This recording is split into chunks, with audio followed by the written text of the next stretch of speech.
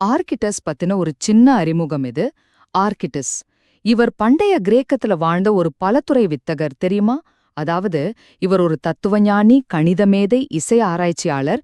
அது மட்டும் இல்லாம தெற்கு இத்தாலியில டாரண்டம் நகரத்தோட ஒரு முக்கியமான அரசியல் இராணுவ தலைவராவும் இருந்திருக்காரு.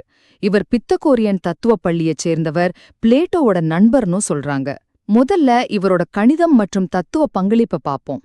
கணச்சதுரத்தை இரட்டிப்பாக்குற ஒரு சிக்கல் இருந்துச்சு. ரொம்ப காலமா யாராலையும் தீர்க்க முடியல. அந்த டெல்லியன் சிக்கலை முதல்ல தீர்த்தவர்ல இவரும் ஒருத்தர். அதுக்கு அசைற வடிவங்களை வச்சு ஒரு புதுமையான வடிவியல் முறையை யூஸ் பண்ணாரு. இது வடிவியல்ல இயந்திர இயக்கத்தை பயன்படுத்தின முதல் தடவைகள்ல ஒண்ணு. அப்புறம் இசை சராசரிக்கு, ஹார்மானிக் மீனுக்கு பேர் வச்சதும் இவர்தான். பிரபஞ்சம் எல்லையே இல்லாதது அப்படிங்கிறதுக்கு ஒரு அருமையான வாதத்தையும் முன்வச்சாரு. ரெண்டாவதா இவரோட அரசியல் மற்றும் இராணுவ தலைமை. டாரண்டம் நகரத்துல அவரோட காலத்துல இவர்தான் முக்கியமான தலைவர். என்ன ஆச்சரியம்னா, அங்க ஒரு விதி இருந்தும் மக்கள் இவரை தொடர்ந்து 7 வருஷம் தளபதியா, அதாவது ஸ்ட்ரேடகாஸா தேர்ந்தெடுத்திருக்காங்க. இவர் தலைமையில நடந்த எந்த போர்லயும் தோத்ததே இல்லையா. பிளேட்டோவை சைரகுஸ் மன்னன் கிட்ட இருந்து காப்பாத்தவும் இவர் முயற்சி செஞ்சிருக்காரு. கடைசியா இயந்திரவியல் மற்றும் இசை பத்தி பார்க்கலாம்.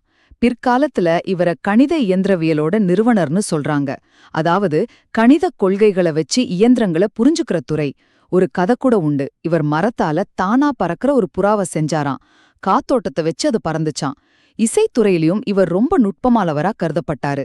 அப்போ இருந்த இசை அளவுகோல்களுக்கு கணித ரீதியான விளக்கங்களும் கொடுத்திருக்காரு. ஆக மொத்தத்துல ஆர்கிட்டஸ் ஒரு அசாதாரணமான சிந்தனையாளர் மற்றும் தலைவர். கணிதம், தத்துவம், அரசியல், இராணுவம், இசை, இயந்திரவியல்னு பல துறைகள்ல தன் முத்திரைய பதிச்சிருக்காரு.